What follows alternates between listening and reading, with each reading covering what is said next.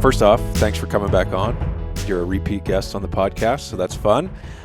I wanted to have you back because you did such a good job explaining Antarctica and Hawaii in the previous episode, episode 4.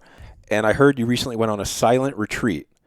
And I've always been very curious about silent retreats. I'm a huge fan of silence when I go into the woods, etc. It's very refreshing for me, but I've never been to an organized silent event, and I know you've gotten into it over the years. So I thought it'd be fun for you to come back on and share with listeners what that experience is like and what led you to get there and why you feel it's a good thing to do here in 2025.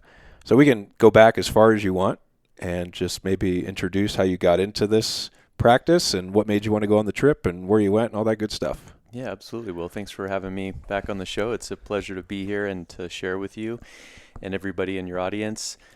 So I got into meditation when I was in college, and so I started learning a little bit about meditation, and mostly from books at that time. So I was reading a little bit and trying to learn how to meditate on my own for a while, and it wasn't something I did every day or consistently. I'd do a little meditation for a few minutes a day, but then I'd go months or weeks without doing any meditation practice. And that kind of continued over the years. And now and then I would see an opportunity to take a meditation class, like a free class, to learn some different styles or techniques in meditation. And every time I would see an opportunity, I always jump on it, and I would learn some different ways to practice meditation, in addition to some of the books that I would read, and just trying to hone my skill of mindfulness and awareness and just deeper looking, both inside and in the external world, being aware. And it was about a little less than 10 years ago, I decided, in order to deepen my meditation practice, that I would commit to practicing meditation every single day. And so for the last roughly 10 years, I have practiced meditation every single day. Usually in the morning when I first wake up, I have a sitting practice, and so I'll sit for anywhere from 15 minutes to 30 minutes, sometimes longer, and practice a mindful awareness meditation. And there's some other techniques that I'll practice from time to time, but that's kind of where my practice is today. One question on that. Mm-hmm. You said you started in college. Mm-hmm. Was there something that triggered that? Was it originally just, I need a day to myself to refresh? What made you want to do that? Yeah, it's a great question. I grew up in a Catholic household, and I had a lot of questions. I'm a curious person. And so when we were told this is the way the world is, I started having lots of questions. Well, okay, that's interesting. Why is it that way? Why are these teachings? Where do they come from, and what do they mean? And I didn't always get the answers I was looking for. Sometimes it was just, well, this is the belief system, and you need to believe in it. And so when I got to college, I took an Introduction to World Religions class, and that just blew my mind, because one of the requirements in that class was that you had to attend 5 different religious practices that were not your own, that you did not grow up with. And I believe I attended a Buddhist temple in addition to a Hindu temple and a mosque and a Jewish temple as well. And so I was really curious and wanted to learn more about different religions, and the religion or the style of practice that resonated most with me at that time was Buddhism. And so I was really curious about it. I wanted to learn more. I started reading books about Buddhism, and I ended up minoring in religious studies in college, and I took several classes on Buddhism, and I really enjoyed learning about it. I also was a psychology major, and I think there was some overlap there in studying the mind and how we relate in the world and the stimulus and how it is processed by the brain, and then also just in the human experience, dealing with difficulty or stressful situations. And that just led me down this road of wanting to learn more and explore more for myself. I'm an explorer of the external world and the internal world, and so I'm always curious to learn more. And for me, my spiritual path and my practice of meditation has been one way to do that in my life. Buddhism has always interested me because, correct me if I'm wrong, it's one of the very few religions where there's no deity you're worshiping. In fact, you're kind of the deity in Buddhism. It's more of a self-improvement method. That's how I've always seen it. That may be oversimplified. What do you think of that? I would agree that Buddhism is not like other organized religions in that it is really a practical means of understanding the world and how we experience it as humans.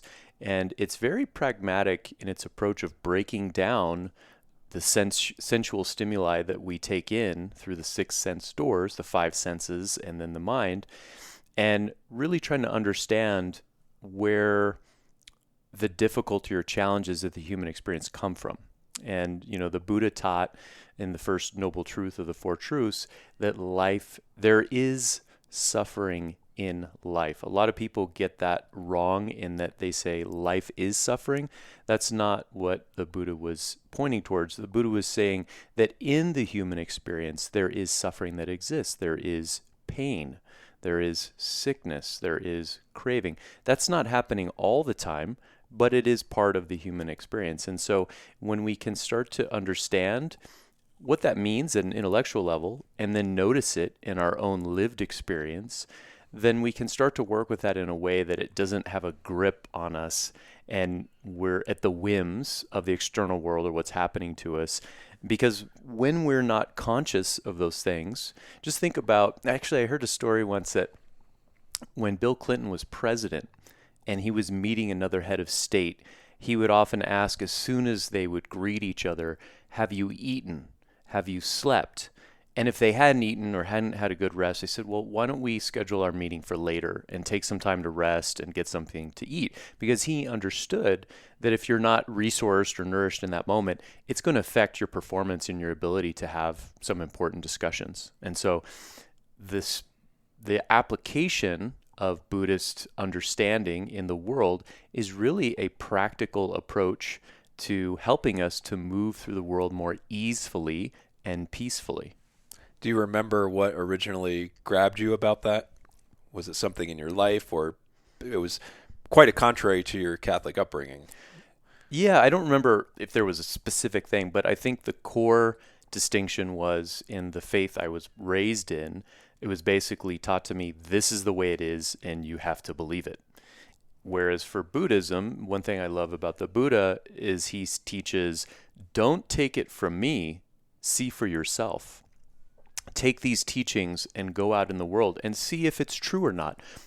Maybe it's not true for you, but go try it on for yourself and see. And I found that to be an intriguing prospect. And the more I learned and the more I studied and explored for myself, the more I found that to be true for my own experience. So the first noble truth is there is suffering in life. The second one is the cause of suffering is desire. There is a cause of suffering.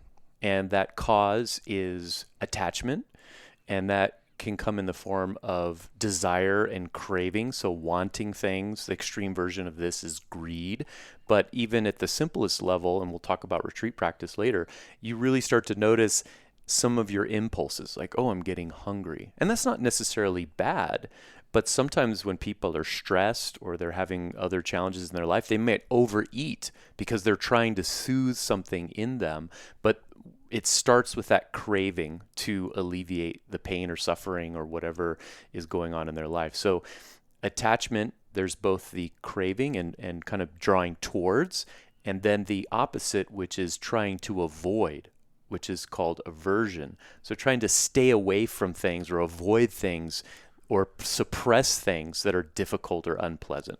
And so the second noble truth explores that and explains that for us. Okay. And third is remove desire or attachment and remove suffering. In a way, yeah, it's there is a way out of suffering. So this isn't something that we're stuck with all the time. So there is a possibility of resolving that. And not resolving it 100% of the time for most people, but there is a way of addressing that. And then the fourth noble truth is the path of resolving that is through living an ethical life and through this practice of mindfulness and improving your awareness about how you're experiencing the world. And all that's part of the Noble Eightfold Path, they call it. Correct. It's almost like a Ten Commandment equivalent, although it's not as order. Like commandments are very much orders, like do this, don't do this. As I understand it, Noble Eightfold Path is more of here's some areas to explore. Yeah, I'd say the distinction is with the Ten Commandments, as I understand it, it's either right or wrong. If you're doing the thing, then you're good, and if you're not doing the thing, then you're sinning, and that's not acceptable.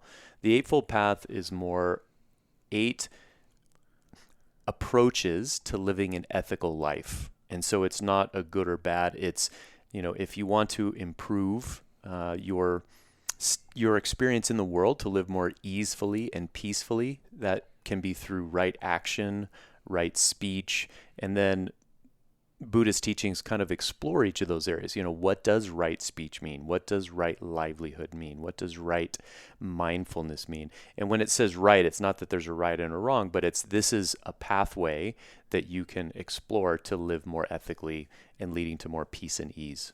And part of that is meditation, quieting your mind, working on yourself, Absolutely. going deeper. Mm-hmm. Do you remember your first meditation that you did in college?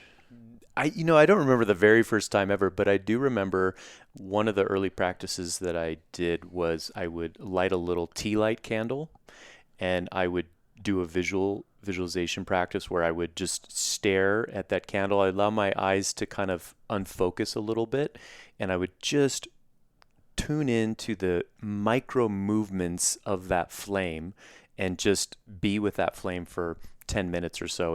And that, I remember doing that before I went to work. I worked in a restaurant as a waiter, and I read at some point that working in restaurants as a server can be one of the most stressful jobs. You can have a lot of tables and a lot's happening and a lot of stimuli happening. Food's late.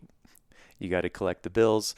And that always helped me to kind of ground myself and come in to work feeling calm and a little more focused.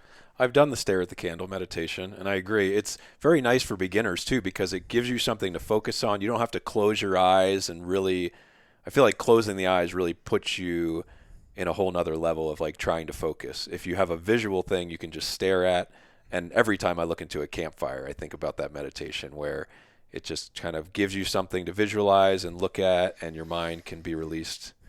Is that what most people start with?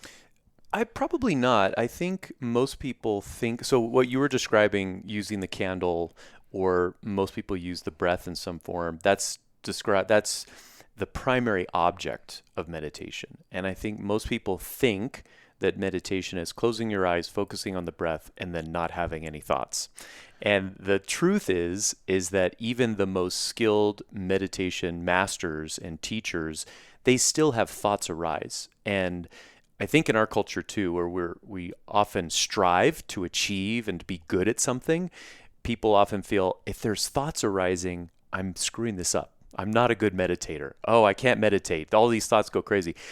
Actually, if you close your eyes and you focus on the breath or another object and you notice those thoughts, that's actually progress in the practice, because you're having thoughts all the time. In fact, I think they say that on average, humans have 60 to 80,000 thoughts a day, and a vast majority of those, I believe over 80%, are repetitive thoughts. They're thoughts that you've had before, but they just keep coming up over and over again.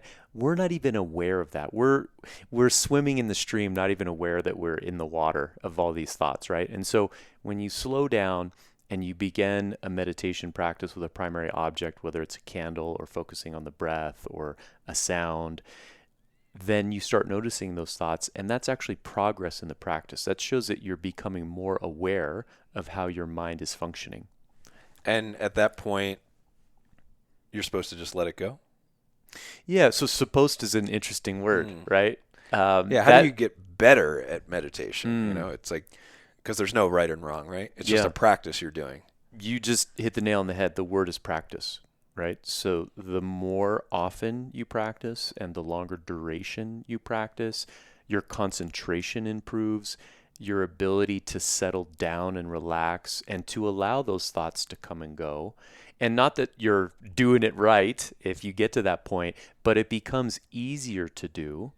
And so for me, in my experience, when I'm able to do that in meditation, and then I go out into the real world, when I have stimulus that is stressful or causes me some negative emotions, I'm able to have a little bit more ease and distance and space around that rather than being very reactive right away.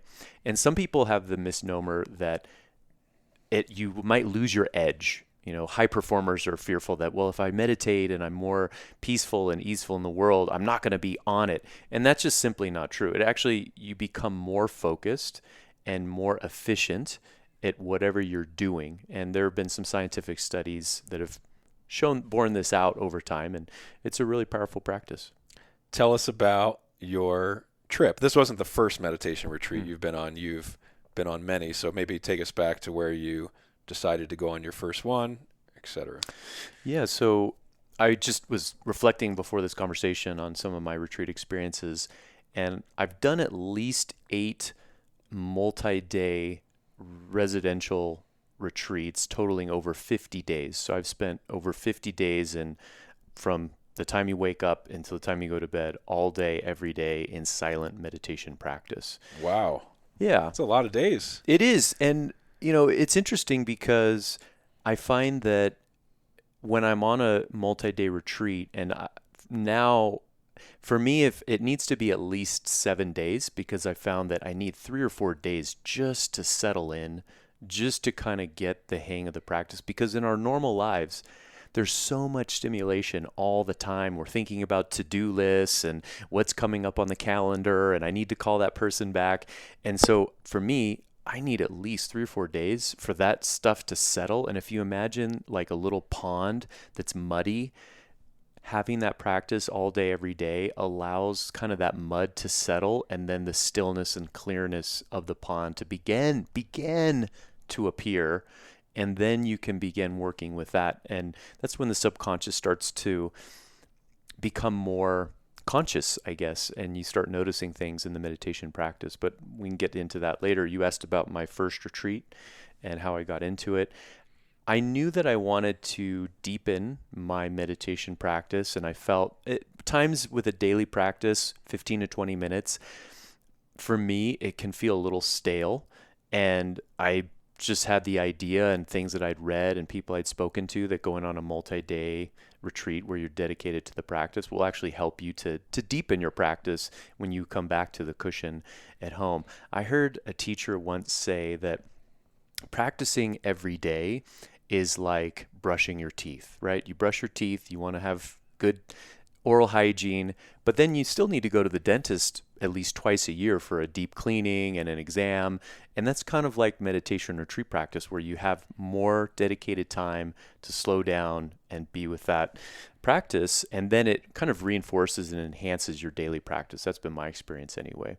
And so when I first went on a retreat, my teacher in Honolulu, who's still my teacher at the Broken Ridge Sangha in Pololo Valley in Honolulu, he offers a non-residential retreat once a year in the summer for 5 days. And that means that you can wake up in your own bed that morning, drive to the temple, and then practice meditation sitting and walking all day from about 9 a.m. to 5 p.m.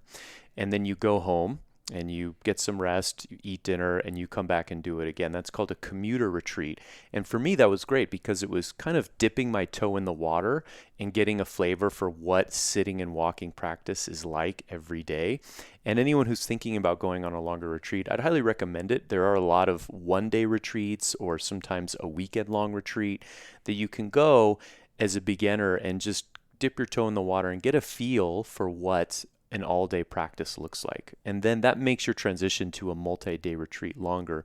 Most longer retreats, multi-day that I'm describing, are in the area of 7 to 10 days.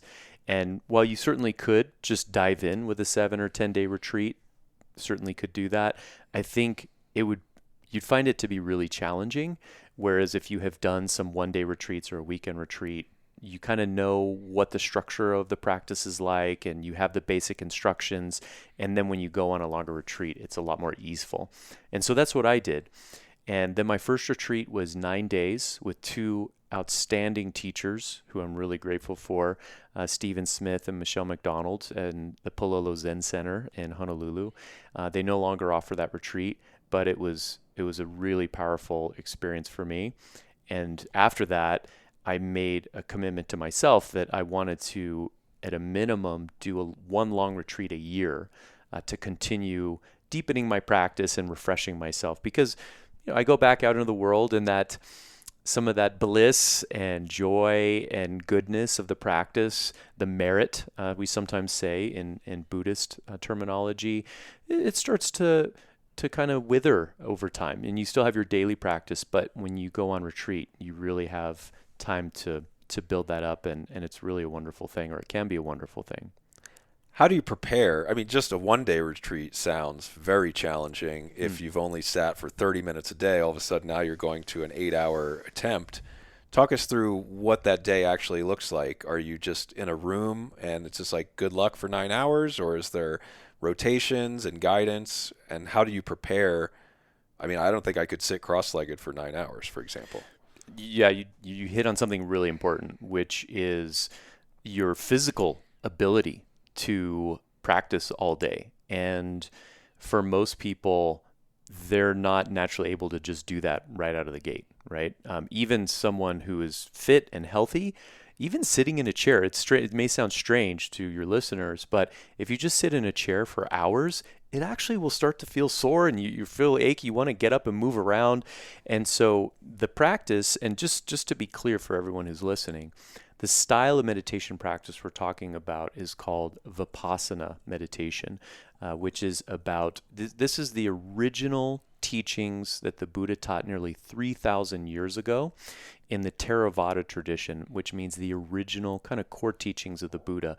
Buddhism as a practice evolved over time and in different countries, and then took on various flavors. Like you'll see Zen Buddhism in Japan, or you'll see Thai Buddhism or Tibetan Buddhism, and they now have some cultural influences that have been added on to the Buddha's original teachings. And so the style of practice that I practice in is called Vipassana, and it kind of goes back to the Buddha's core teachings.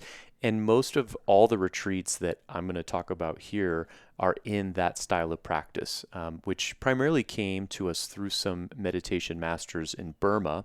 These teachers were the first that were willing to share the practice outside of a monastic setting for lay people, because in many places prior to this, in the 1960s and 70s, these practices were really limited just to folks that were monks and nuns in a community. So that's a little just kind of framework for that. So what I found for myself is that I really needed to practice yoga and stretching and kind of limber my body up. In fact, I've heard this, I haven't researched it, but I've heard that the practice of yoga was originally developed so that you could sit in meditation all day. I've heard that too. Okay. Yeah, and it's like the shavasana at the end of yoga is basically a meditation. Mm-hmm. When you lay back, I'm sure you've had some powerful moments doing yoga. Yeah, absolutely. And so for me, I bought a meditation cushion. That was a big step, to buy the cushion. And I found a cushion that I liked, and I bought it. And then I just practiced sitting on it at home and tried to go a little longer and longer. And I'd notice it would be uncomfortable and I'd get a little sore. But then it became possible for me to sit.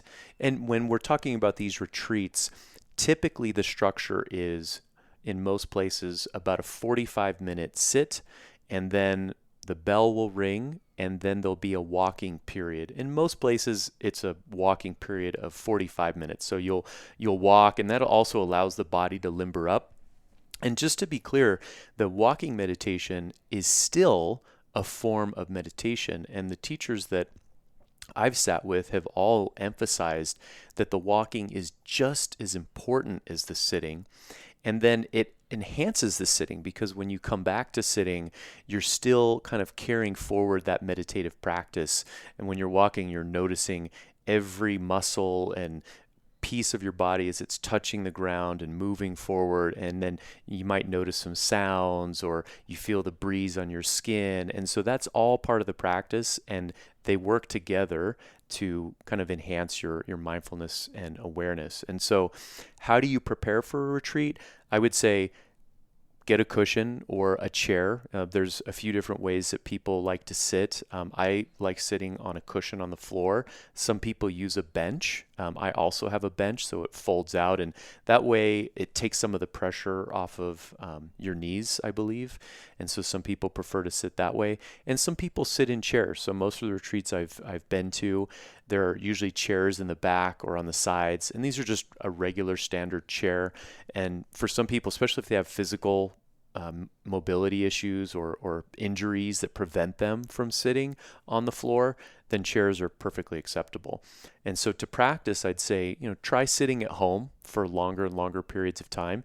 And you'll notice what feels good in your body. And if it starts feeling achy or painful, then you want to get up and maybe practice some yoga to limber your body, and then just come back to it day after day. And I believe you'll be able to limber up and sit for longer periods of time. Take us through the day by day of your last retreat. It was in California you went to? Yes. So the last retreat I just went to a few weeks ago is at a place called the Insight Retreat Center, or IRC. It's just outside of Santa Cruz, California. It's a wonderful place for practice. And what makes a place wonderful for practice? It's a good question. For me, in my experience, sometimes retreats are held in a place that's not a meditation retreat center. Maybe it's a camp, a summer camp or something, and they'll rent the space out and they'll put on a retreat there. Nothing wrong with that. But for me, I've found that the centers where they're designed and built around the meditation practice, it supports the practice in the sense that you'll have communal meals in a particular area. There's accommodation options. So in most places, people will have their own small room so that you have some privacy, and you're not getting distracted by a roommate or bunk beds or whatever if it was a summer camp type setting. Also, like this place, IRC, has some walking trails around the property that are in the perfect distance, such that during a walking meditation, you can go on the walking trails and you're doing your walking meditation away from, you're not crowded around other people. There's enough space for everybody there to find their own spot to practice walking. And when the bell rings, it's time to come back in and start the next sitting period. You're close enough that it's very easy to do that.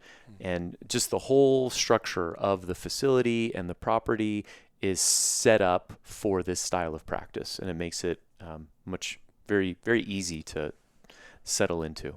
I'm guessing it's designed to be calm. Absolutely. So it's in a natural area with not a lot of traffic noise and things like this. Great point. Yes. Most of the centers I've been to are in rural-ish areas, and so that's another thing, is when you settle into the practice and you start just noticing nature in ways you might not in your normal life, it can be really powerful in enhancing your awareness of your environment and what's happening around you. So when you arrive, you check in. Are they confiscating your phone? Is this something where, because it's like, when does the silence start, and can you bring pen and paper? Just tell us about what the day of every day is like and what the vibe of it is. Yeah. So the first day, there's usually a check-in period, and you'll check in like you're checking in at a hotel or a summer camp perhaps, and you'll get assigned a room. And this center, and most of the places that I've gone to, usually you get assigned a job or two, and these are called yogi jobs. And one, it's designed to kind of help support the container and the community, because the building has to be cleaned once a day or the dishes need to be done. But it also is another opportunity for practice, right? So when you are sweeping the floor, and in this last retreat, one of my jobs, yogi jobs, was to vacuum the main hall. It has a beautiful rug. It's a giant single rug, and people will practice their walking meditation there because it's very plush. It feels really nice on the feet. So some people will practice walking there. And so for me, I'm vacuuming, and I'm very mindfully moving the vacuum in even strokes back and forth at an even pace, and just being aware of, how I am with that experience. And it's another way to continue the practice while you're doing those jobs. So you check in, You get your yogi jobs, you get your room, you have an opportunity to go to the hall and find a place in the hall that you'd like to sit. So I'll take my cushion up there and pick a spot in the hall. You bring your own cushion. I usually do. I almost always bring my own cushion because I'm familiar with it. And this time I didn't. Just limitations in space in my luggage. And this retreat center had my exact cushion, a different color, of course, but had everything I could possibly need. They had benches as well. They have chairs on the perimeter. They have little support cushions because for almost everyone, even if you've been practicing for years, like I have, you sit there all day for 2 or 3 days and your body starts aching and pain starts coming up. And so there are little support cushions or blankets that you can kind of move around to make it a little more comfortable for yourself. And then I found that over the days, it gets easier and easier to the point where you can sit and walk all day and be pain-free. What time do you get up? So this center, the first sit was at 6 a.m. So I would get up about 5:20, and I like to take a shower when I first wake up because it wakes me up. And I take a shower, and then I get dressed. I stretch a little bit, do a little bit of yoga just to limber up before the first sit. And then there's another bell ringing to let us know that it's time for the first sit. And then everyone comes in to the main hall and sits at 6 a.m. And that's one of the most precious sits of the day. In that early morning hour, it's usually very quiet. There might be a few birds chirping outside, and everyone's fresh, having just woken up. And that's another thing that's unique about retreat practice is the container of all the people there can really be energizing. Just you're in a room full of people, silent, all practicing together. Occasionally someone sneezes or coughs. And that's just part of the practice, just noticing what's there.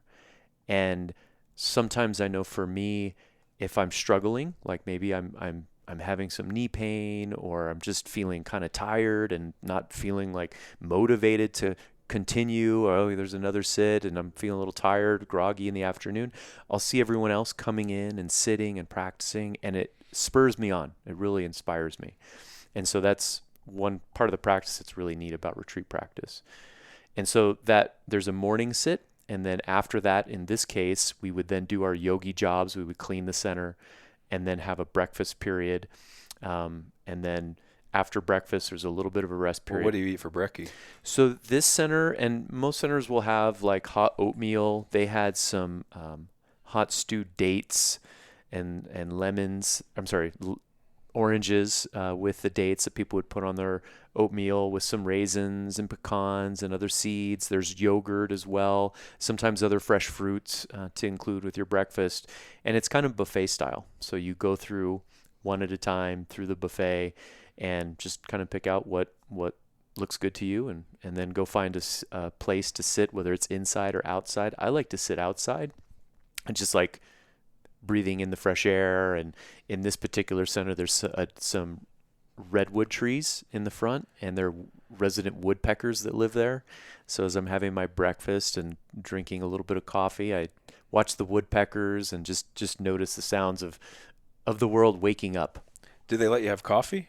They do, yeah. Okay. So it's funny you say, do they let you? It's really not that strict. There are a few precepts. So you asked about the first day. After checking in, getting into your room, there's usually a time, an opening ceremony where the whole group will gather with the teachers. And this is the first time we engage with the teachers. In this particular center, had everyone go around and introduce themselves, where they're traveling from, maybe share a brief statement about what inspired them to come on retreat. And after that, we as a group will take some what's called precepts. And these precepts, I believe, date all the way back to the days of the Buddha. And the precepts include not killing anything. So that includes, like, if you have a bug in your room or mosquitoes flying around, it supports the practice of ahimsa, or non-harming. So trying to live in symbiosis with nature and everything around you. So one of the precepts is to not kill anything if you can absolutely avoid it. Also to practice noble silence. And that's where you don't speak during the retreat.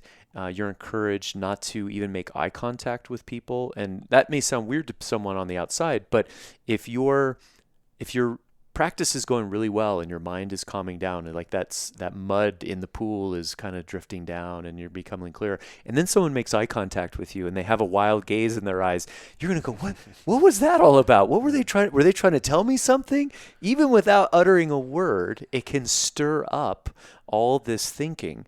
And so part of the noble silence practice is not speaking, not making eye contact if you can avoid it, not making notes, passing notes to people at the retreat.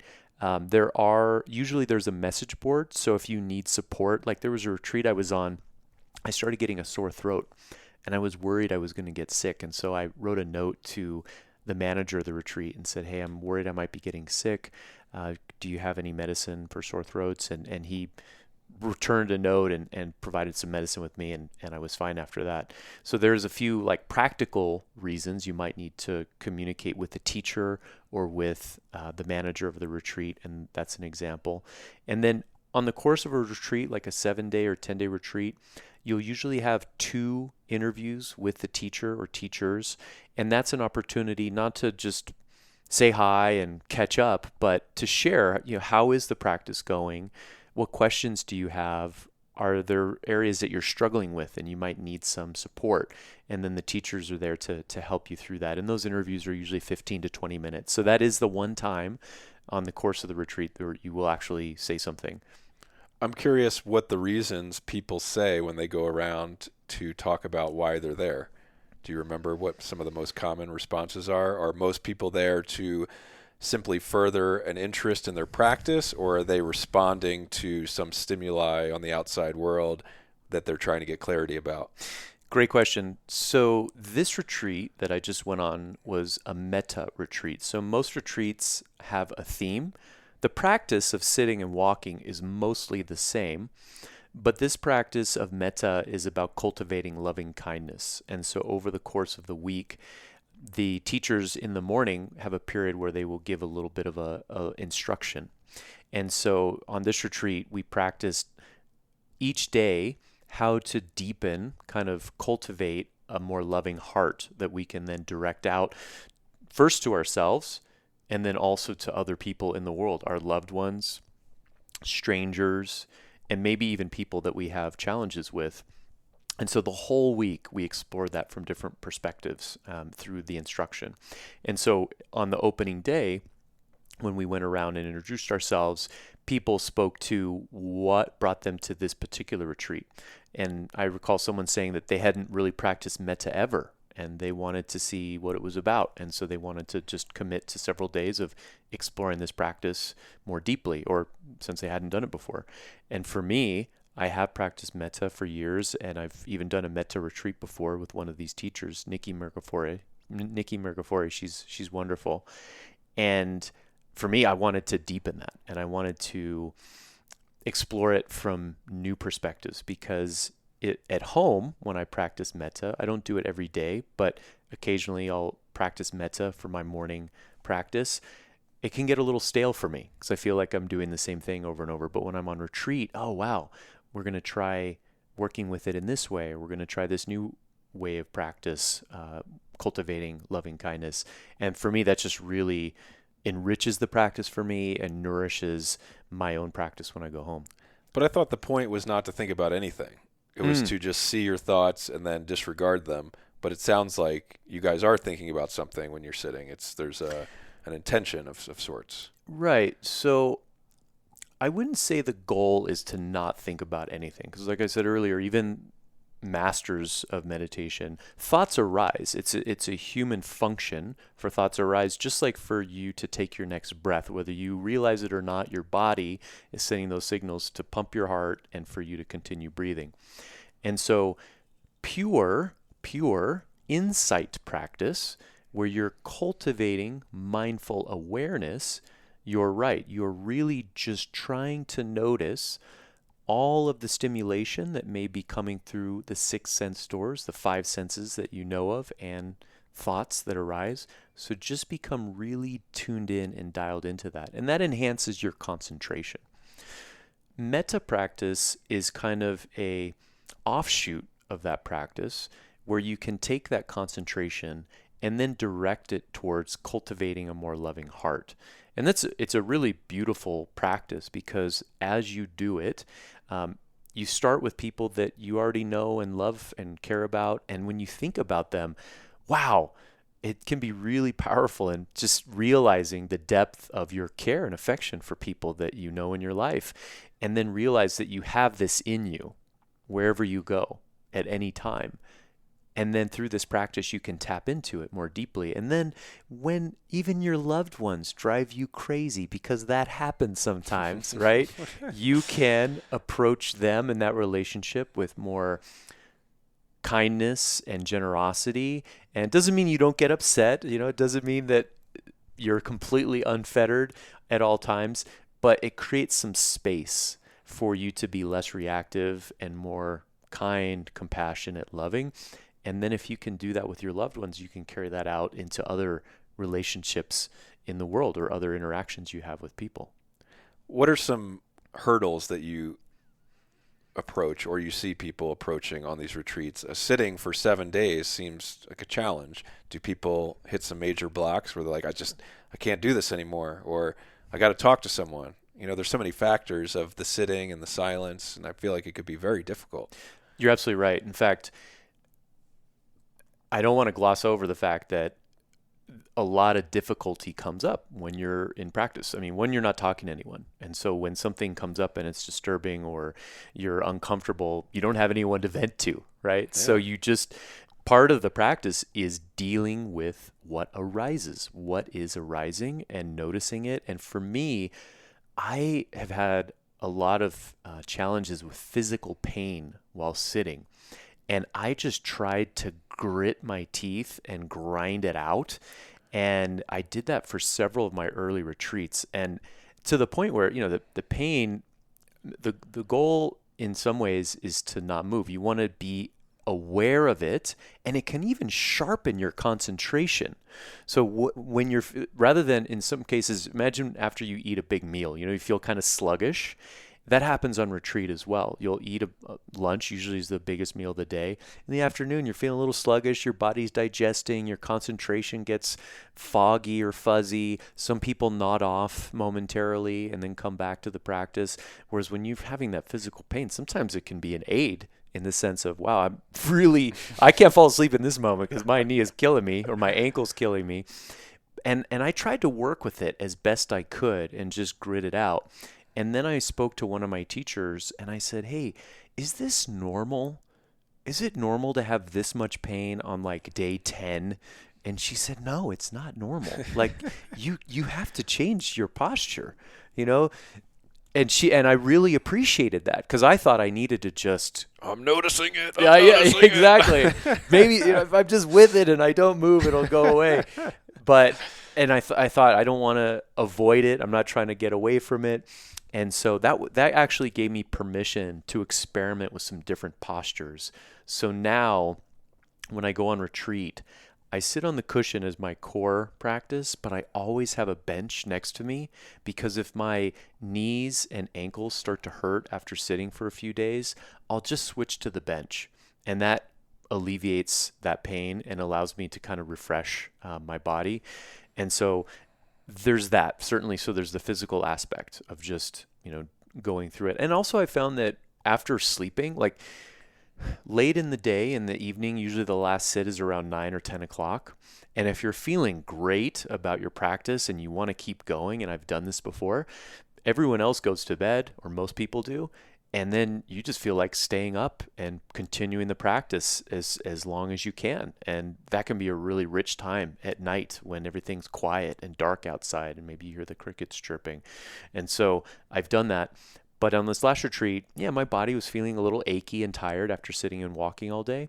And I just went to bed after the last sit. And in the morning, my body felt so refreshed and no pain, and I'm back at it. So I've found ways for myself to kind of work with the physical aspect of it. Now, other challenges that come up is emotional things come up, right? So people often start thinking about loved ones or difficult things that they've had in their life or are facing in their life. And there's something called purification. So as you're practicing and you're noticing, wow, I'm feeling really sad. This sadness is coming up. I was reflecting earlier about my dad who passed away, and this sadness is just arising in me. And so just being with that, and then offering yourself perhaps some metta, some compassion, to say, it's okay, and there's nothing wrong, and this is a normal part of the human experience. Create some space around it, and not trying to avoid it. Like, oh gosh, this sucks. For emotions like anger, I mean, some people may have some repressed anger that may come up, and in the practice, that can also be another way to sharpen your focus. If that's coming, like, wow, just breathing into it and noticing, wow, there's some anger arising right now. And so I'd say in some of my earlier retreats, I had some challenges in that way of emotional things coming up or things that had been difficult in my life. I'll give you an example. I was married before, and when I went on my first 9-day retreat, I was going through a divorce at the time, which to date has been the most challenging thing I've ever gone through in my whole life. And so when I went on that retreat, oh my God, there were a lot of raw emotions that came up. I guess I was probably thinking about my wife and the difficulty and what's going to happen when I come out of this retreat and what am I going to face. Not all day, every day, but certainly that was on my mind.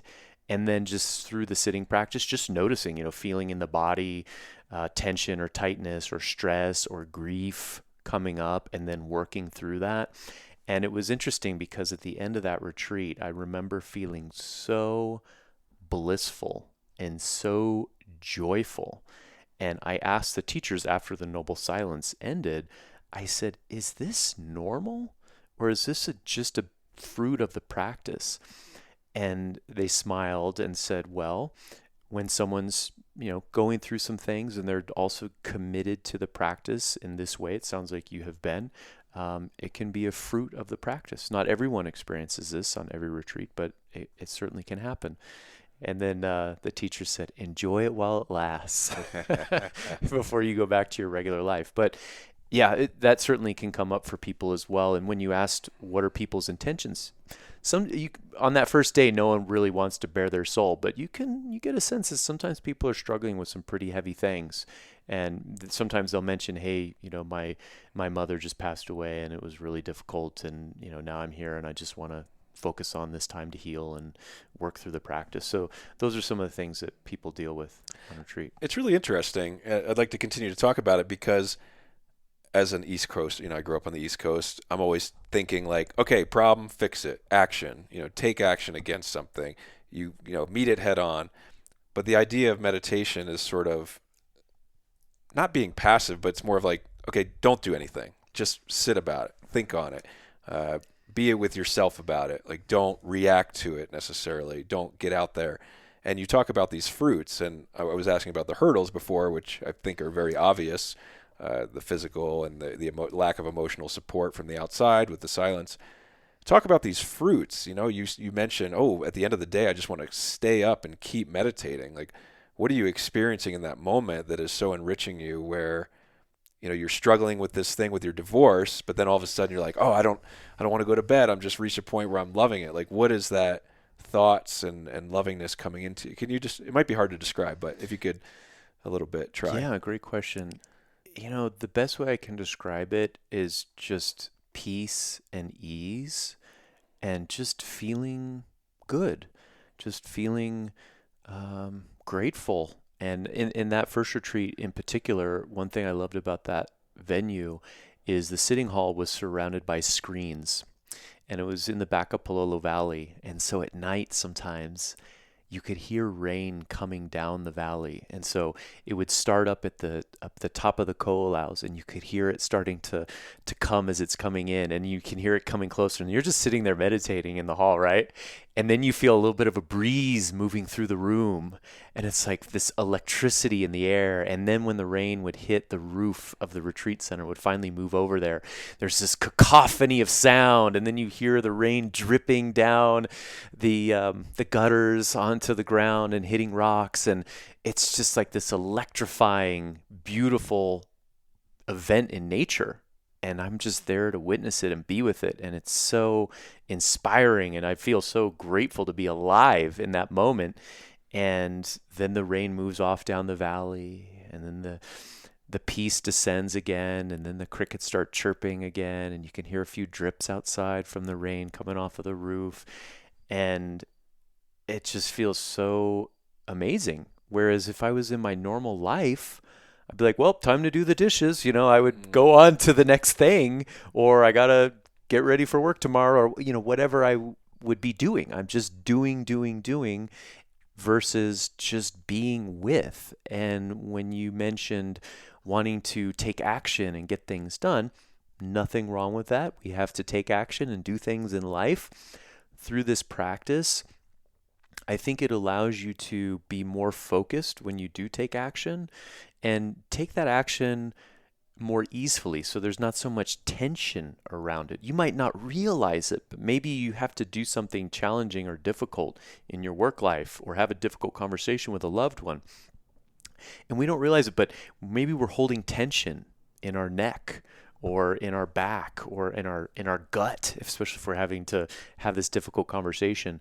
But through this practice, you start bringing more awareness to your physical body and to how you're experiencing something. And so when you're having that difficult conversation with a loved one, and then they say something that's maybe really mean or hurtful, maybe they don't mean it in that moment, but for you, you might have a little more space around that, so you're not just immediately upset and reacting to it and go, okay, well, this isn't going the way I want right now, but let's continue to work through this and find a way. And so for me, it just brings more ease and peace, and doesn't mean everything's easy. I mean, there's still things that come up in life for sure. And someone asked me, what's different about you, doing this practice? And the best answer I could come up with, which I got from someone else, Dan Harris, who wrote 10% Happier, which is, I'm less of a jerk. I'm less of a jerk to myself and to other people, right? Doesn't mean I'm not ever a jerk, if my family's listening, but I'm less of a jerk than I would otherwise be, probably. And then also the benefit of being on retreat practice, like we were talking about, is just, really slowing down and appreciating the human experience. It's so beautiful, and it's a gift to be alive. And especially in this day and age today, Will, where there's so much stimulation all the time, from the time you wake up to the time you go to bed, and there is an infinite number of ways to spend your attention, right, in the attention economy, that I think at a human level, we get a little disconnected from what it's like just to experience the five senses. And what I mean by that is, on retreat practice, like, one of the sweetest feelings on this last retreat was in the morning, mid-morning, about 10 a.m. when I'm doing my walking practice. I was walking on this little forest path through some pine trees, and it was shaded, and it's cool still because the morning, it's still warming up. The temperature outside was about 72 degrees. It's cool in the trees, and I walk through the path into the sun, and then I feel the warm sun on my face and a little gentle, cool breeze on my skin. And it's like, wow, this feels so nice. It's such a gift to be here and to not have to be anywhere or do anything. And I'm just continuing my practice, and I'm noting. Noting is part of mindfulness practice, where I'm noting, feeling the breeze on my skin, or warm. I'm noting with a word, warmth on my skin, breathing, just noting the breathing, noting the steps, the softness of the pine needles under my feet as I'm walking. And so just really tuning into that moment feels like a real gift. It's like getting back to basics, kind of, because like you said, we're so overstimulated, we don't notice anything we notice is like, oh, it's hot or oh, it's cold. We're very reactive, and you're not taking the time to notice all those senses because they're just constantly being overloaded. I feel like we share a passion for backpacking. For me, going into the wilderness has always been part of what you're talking about, where I'm away from the radio, the commercials, the advertisement, the phone pinging, people texting me, emails. You get away from all that. So this retreat has that aspect. I'm assuming your phone is locked away this whole time, right? You're not on it. And then, but the component I've never done, which is interesting, is to add the not talking. Because even when I go backpacking, sometimes I go by myself, and I guess I'm not talking because I'm by myself. Maybe I talk to myself, but that's maybe one night. And maybe I'm still cheating because I got my phone and I'm taking photos and I'm looking at the photos or whatever I'm doing. I was trying to think before we came on, what's the longest I've ever not talked? And it certainly wasn't 7 days. So I'm curious about that aspect. How is it not talking for 7 days? It's great. It is so great. It's really interesting. When I've told people that I've gone on retreats, and the longest retreat I've done is 15 days in silence. 15 days. And so when I tell someone that who hasn't been on retreat before, like, oh my God, I could never do that. I could never go 15 days without talking. But the funny thing is, you don't go 15 days without talking all at once. You do it just one moment at a time. This moment and the next moment and the next moment. And it just adds up. And it actually, again, helps the mind to settle. And to your point about backpacking, as you were saying that, I was thinking, if I was back in that same spot where I just described the walking meditation, if I was just there right now with the same conditions, I wouldn't be as settled as I was on retreat. Because on retreat, I'm there for days. I don't have anywhere to go. Meals are prepared for me. I don't have to think about that. Like if I was on the woods and we're backpacking, I'm thinking, oh, it's a beautiful day. Oh, I got to filter some water. I got to make something to eat. I got to see if Will has everything he needs for his tent set up. You know what I mean? Like your brain is constantly switched on to what you need to do next. Is that survival mechanism. And on retreat, the gift is you don't have to worry about that at all. And it's funny, boredom comes up, especially the first couple days, because you're used to so much stimulation, and you're like, boy, okay, I'm seeing these same people every day now. I'm seeing the same rooms. You can't look at them in the eye, right? Right. You're not looking at them in the eye, but you notice the same people. You notice that you're in the same place. That you're getting your food in the dining hall area. Yeah, and that's strange because you're not alone, mm-hmm. but you can't make contact. Right. You're surrounded by people, but you're not making contact. So that's a kind of an interesting dynamic.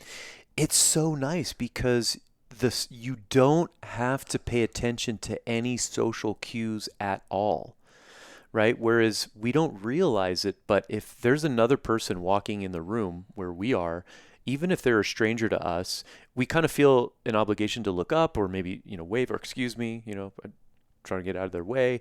There's an awareness and kind of a concert, a dance that's happening at all times, just as being a human. But on retreat, you're actually encouraged, not to engage at all in this way. And it's kind of it's a relief. It's a relief. You were talking about your missile crisis experience in a previous podcast, right? And you said when I got this message that, my life could be over in a few minutes or hours, I felt this relief of like, I don't have to pay bills anymore. I don't have to do these things. And when you don't have to talk to anyone and you don't have to engage socially at all, there's a relief. Now, I'm not an antisocial person, but it's kind of a gift to just be with your own experience. And I'll give you an example. When it comes to eating your meals, there's a practice of mindful eating, where as every bite you take, you can really get granular with this. And you can note, scooping your food, the bite, raising, if you want to go all the way and, really note every moment. I don't typically do that on every retreat, but sometimes I have. And then you take a bite and you notice the sensations, the textures, the flavors. You notice yourself enjoying the taste. That's so good. And then you notice swallowing. In your normal life, you never notice swallowing. It's just something that happens automatically. You don't even realize it. And if you're dining with a friend or family, you often aren't even tasting a lot of the food because you're talking, you're having conversation, and you're just going through it. And that's not bad. But when you slow down, you have nothing else to do but to be with that experience of just tasting and noticing these sensations. It can be really delicious. I love that, mate. I love that. Do you mind if I open this so we Sure. don't feel like we're in a cave here?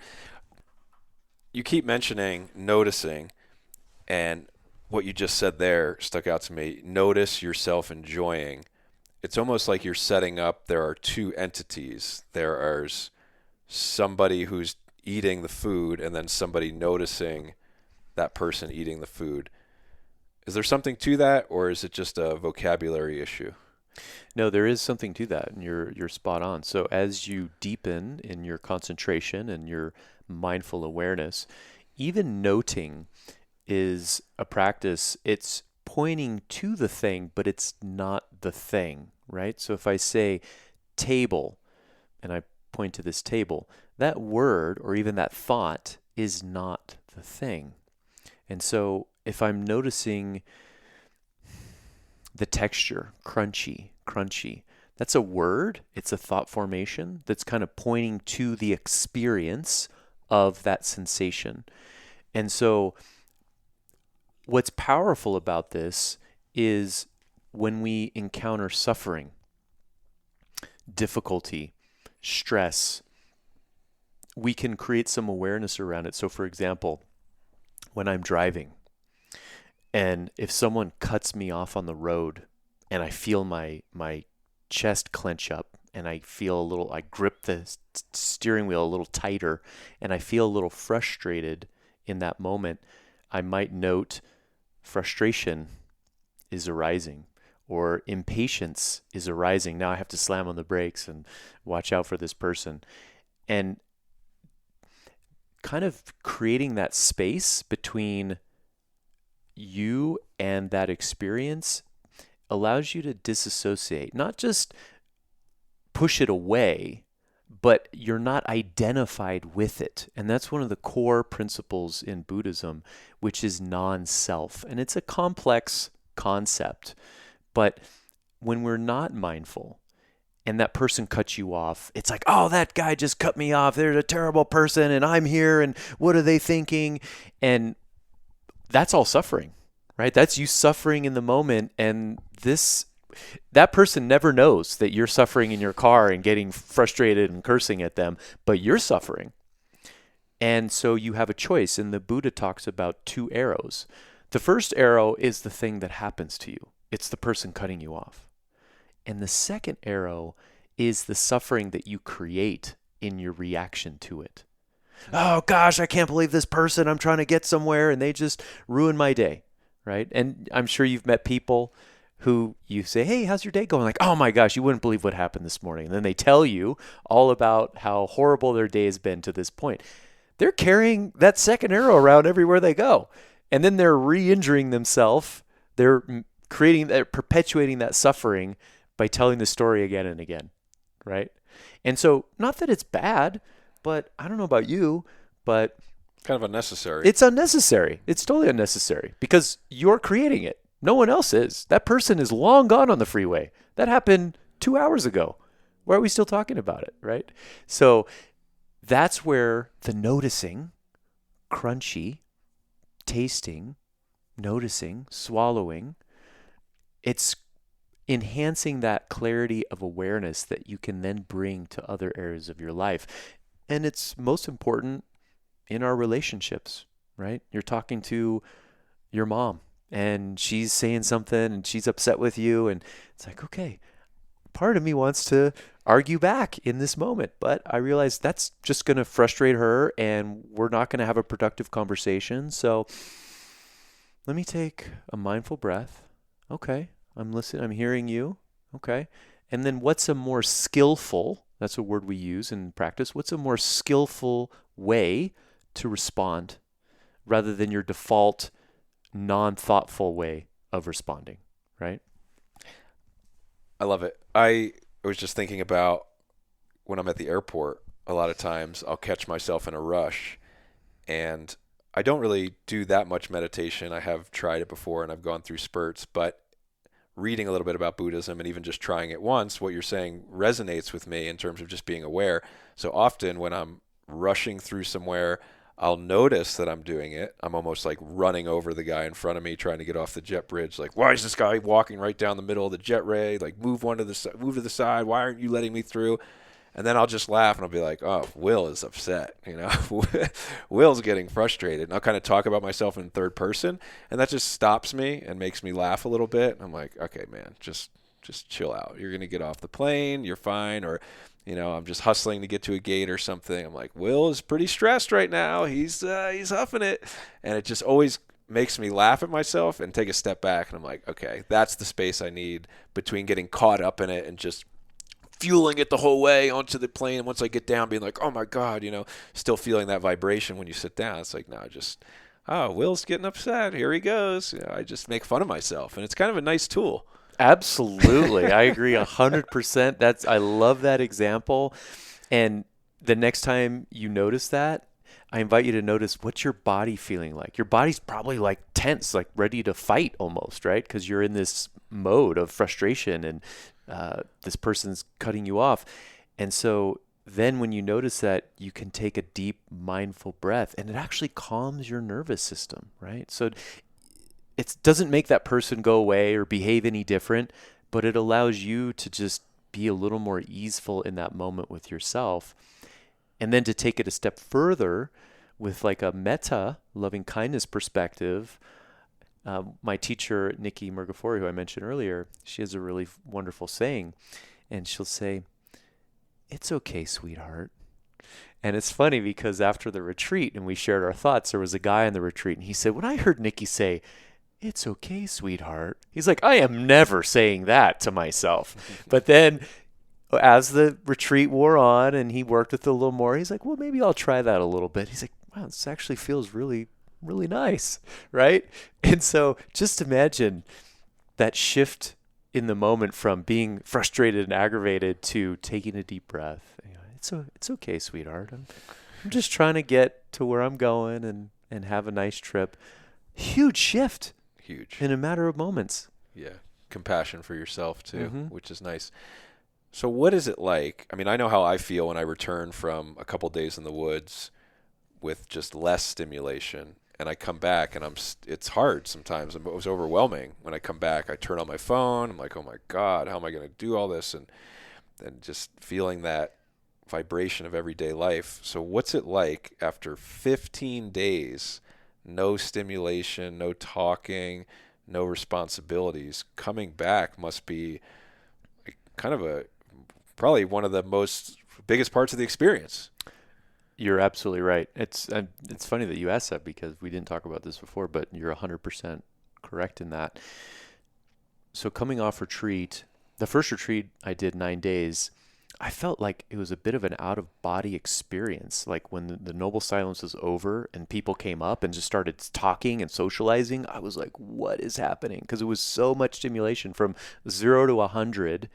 And these were people that were on the retreat, so it wasn't just regular people in their regular lives. These are people that were also practicing for 9 days.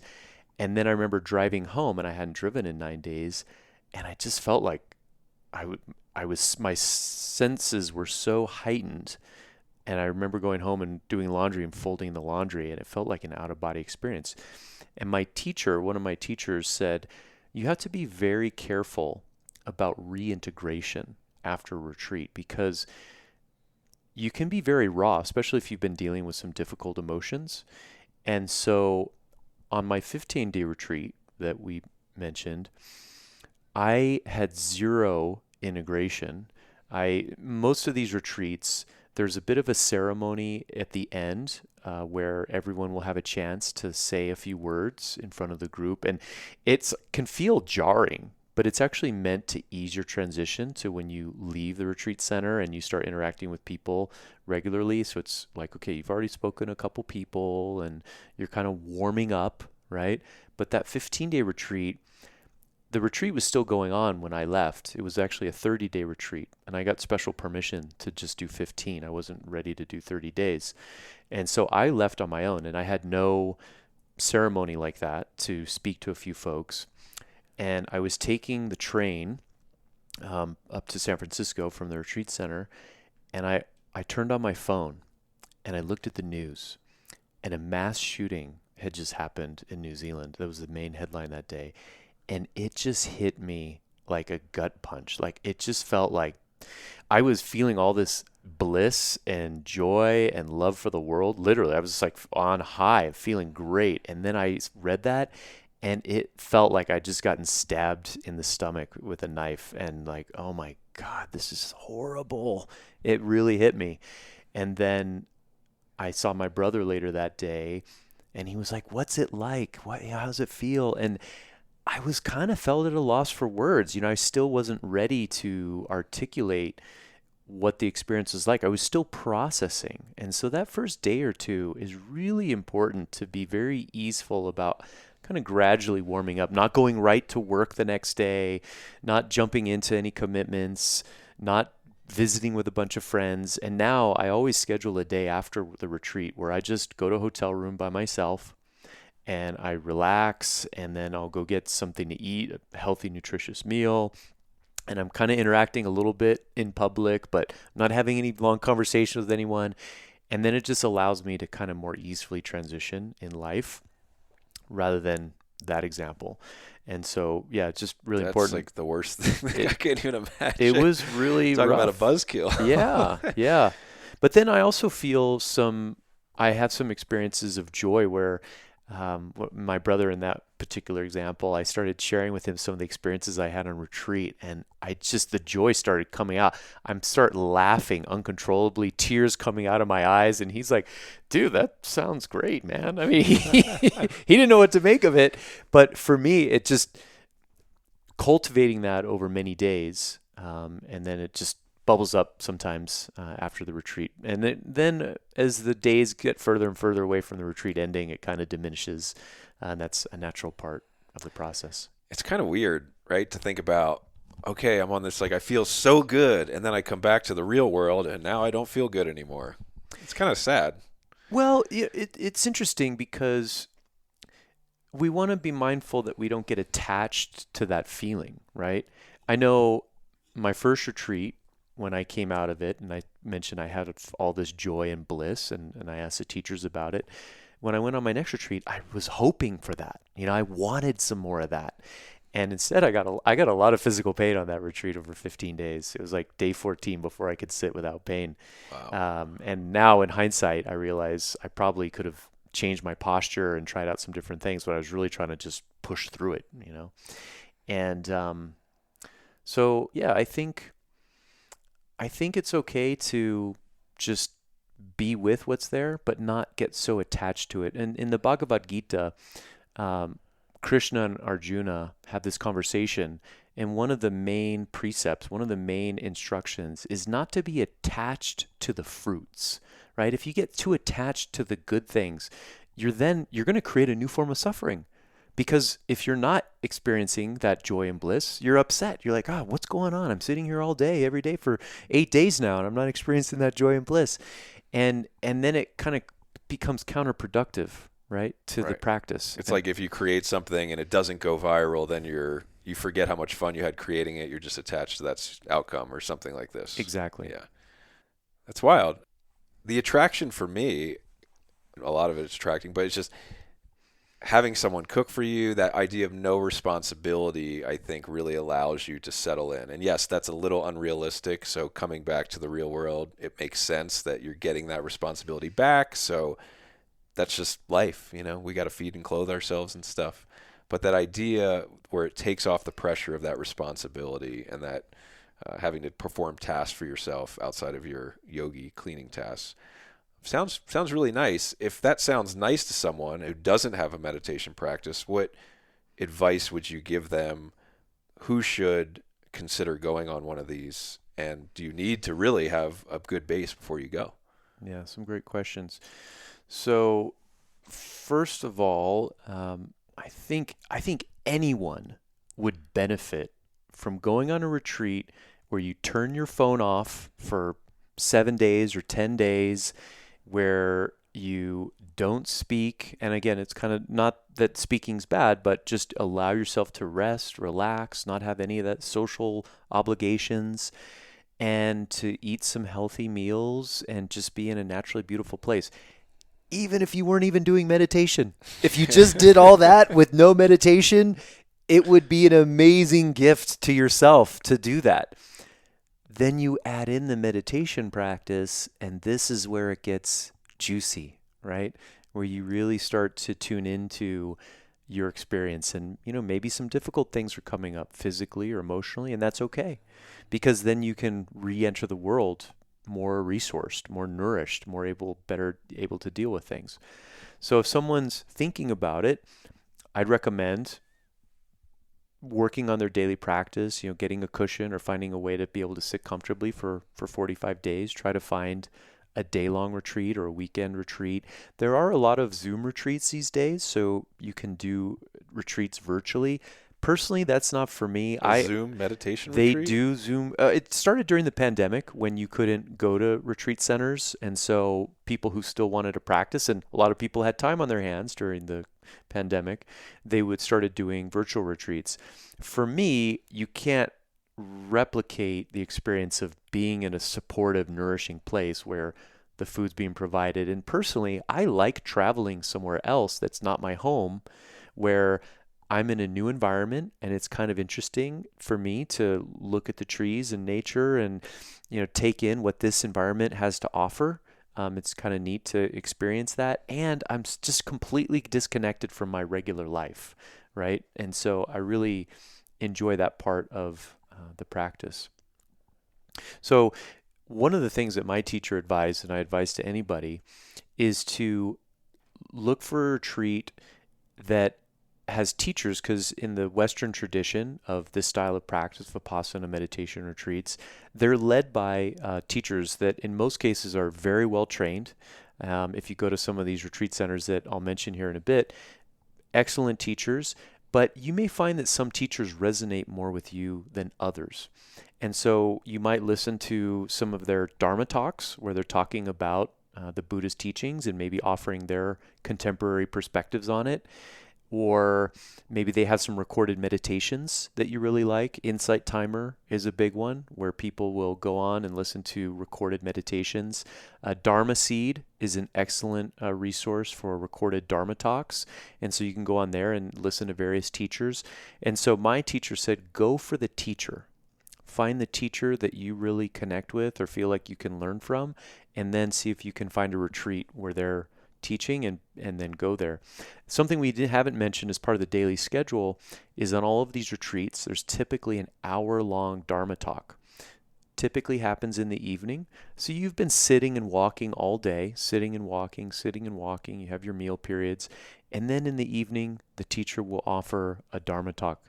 And the talk is meant to kind of inspire and nourish you in the practice. And I find it really does. It really, really does.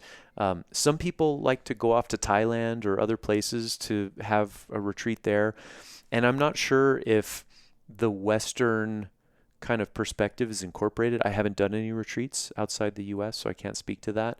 But I know for me, in the Western context, those talks really nourish the practice. So find a teacher that you resonate with. And then there are themes too. So sometimes there's particular themes, like this retreat I went on was a metta retreat. Sometimes the themes are around the senses and really dialing more deeply into the sense experience. Some may be related to trauma and healing, and people may be wanting to go and work on that. Or maybe there's particular communities, minority communities, where people would feel safer in a community of people like them. And so there are retreats that are oriented around particular communities. And so that happens as well. So I'll pause there. Those are a couple thoughts. What are the Dharma talks about?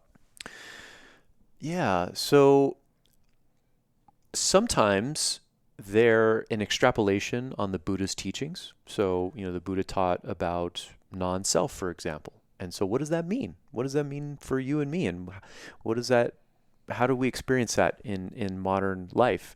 And so a teacher might extrapolate on a teaching like that.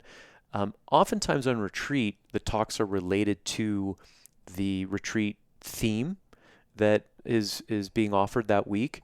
So one of the retreats I went on was on the Brahma Viharas, which is known as the heavenly abodes, the four heavenly abodes. Metta, loving kindness, is one of the heavenly abodes, or Brahma Viharas.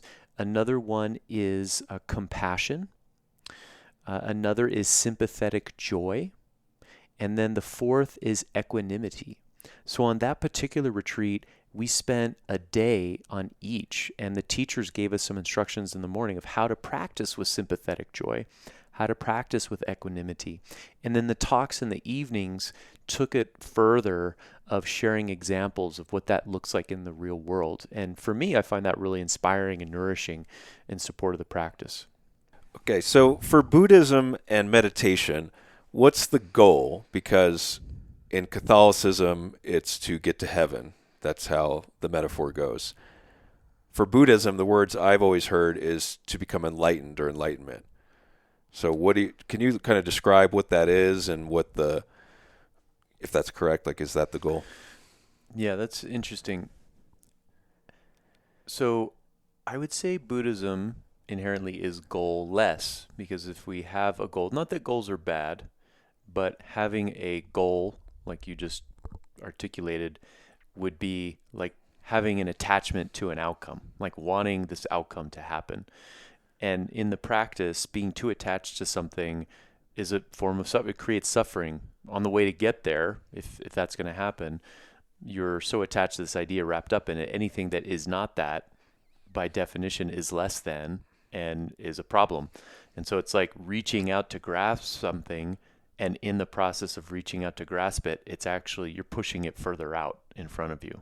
Is that because it's hard to obtain? So your likelihood is that you won't. So if you set your sights on that, you'll be disappointed and feel inferior? Certainly. Yeah, it could be. Yeah, Okay. Absolutely. And I think... But what is enlightenment? Like, what makes it hard to obtain? Yeah, Can you explain? so the Buddha, by definition, means the awakened one or the enlightened one.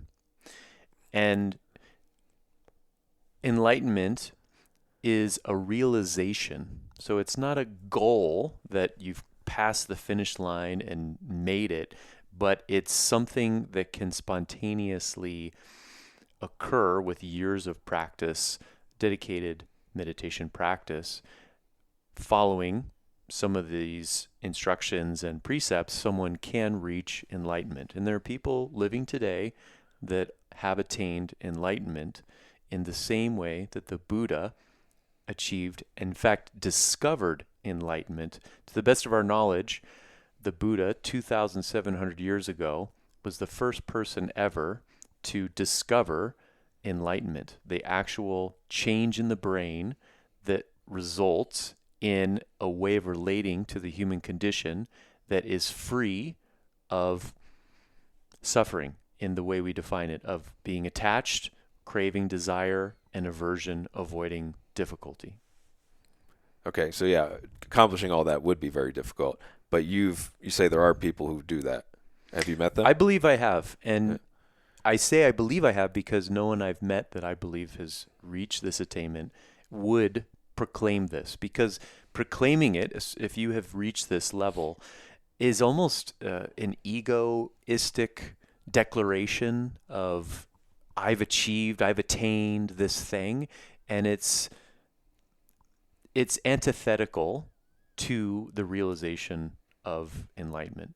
Now, I believe that the Buddhist philosophy would say, if you achieve enlightenment, which is the goal, although we're not using the word goal, it's kind of the end result, the ultimate end result of dedicated practice and living an ethical life, then it's not for you to just run off and live on a deserted island and hoard for yourself, but it's such a beautiful, wonderful thing to achieve this freedom that it's an ethical person who achieves this will then share the fruits of this with others through teaching, through mentoring, through guidance.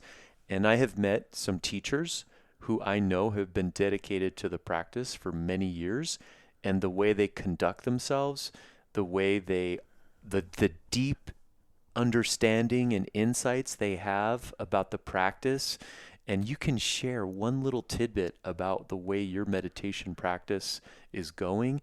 And like a surgeon with a scalpel, they can touch into that precisely and give you the exact instruction you need to unlock whatever difficulty you're facing and to move forward or more deeply in your own practice.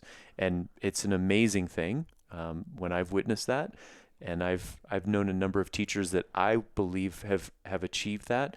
However, they probably would never proclaim that publicly.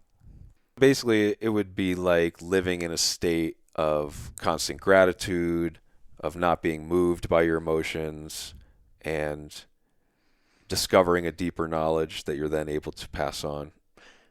Absolutely. And be connected to joy, right? I mean, I don't know the Dalai Lama. I've seen the Dalai Lama in public a few times, and he's a wonderful person. But when you see interviews with him and he's just jolly and he's chuckling, despite all the hardships that his people have gone through in Tibet, he strikes me as someone who very well could be awakened and enlightened, right? I mean, that's kind of his profession in a way, but also just the way he comports himself in the world. And he doesn't get too flustered or upset about what's happening in his homeland. And he's practical and pragmatic, but he's also joyful and fun and funny. And it just feels good to be around him, even when you see interviews with him. And so when you see that in someone, it's a really beautiful thing. It's inspiring.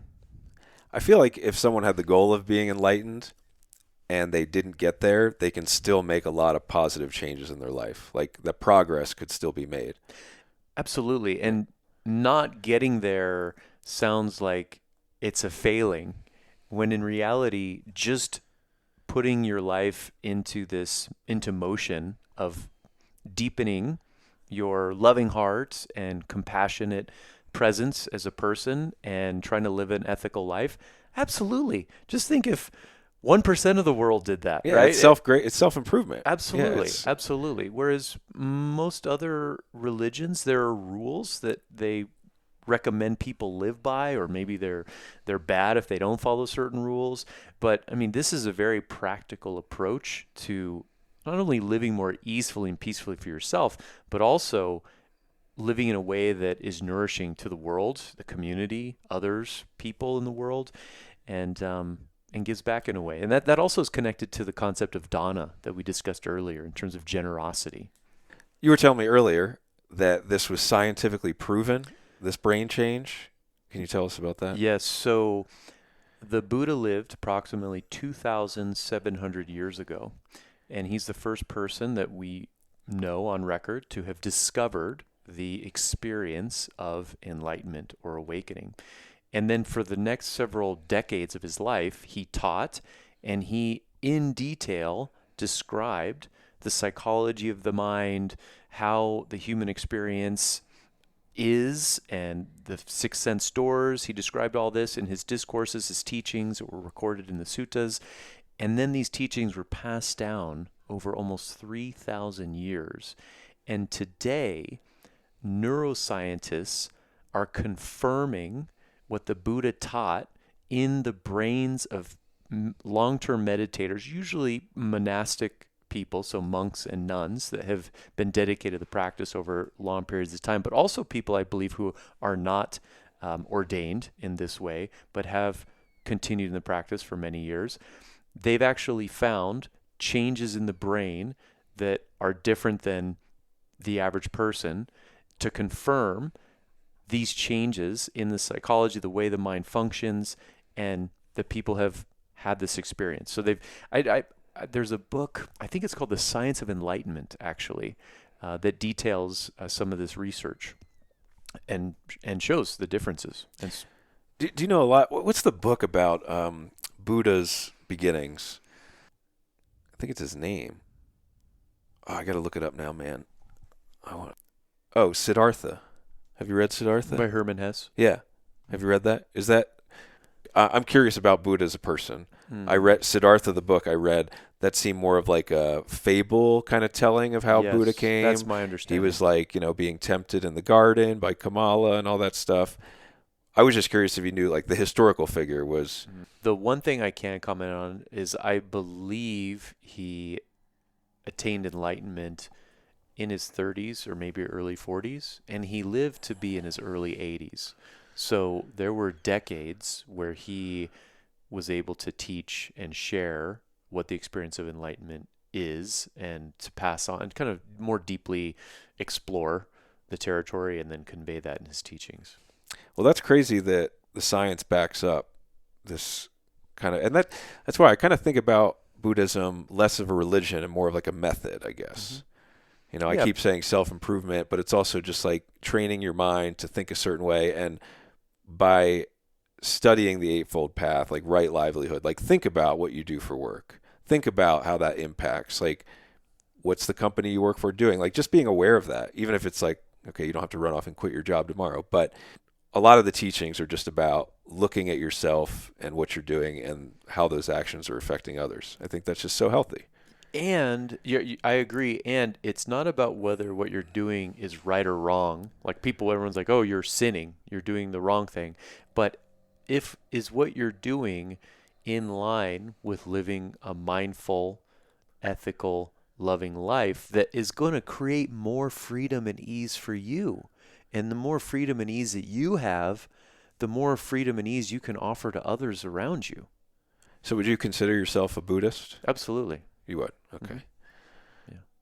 Does that require going to, there's no like Sunday Mass of Buddhism or any kind of gathering or meeting or anything? Well, so there aren't particular requirements like getting baptized, for example, in some Christian faiths. There are groups, communities of people who practice together. It's called a sangha, and it's one of the three jewels that the Buddha talked about in terms of supporting the practice. So the sangha is community, the dharma are the teachings, and the Buddha as an example is the third jewel. And the Buddha is not saying I'm an example, but he says we all have inside of us Buddha nature. There is a Buddha inside you. There is a Buddha inside me. That is that potential to realize the ultimate understanding of awakening. And so those are the three jewels, and community. Sangha is one of those. In my community, we have the Broken Ridge Sangha, which meets every Saturday for a meditation and a Dharma talk by the teacher who leads our group. I didn't know you went to that Mm-hmm. every Saturday. Mm-hmm. Very good, man. Very good.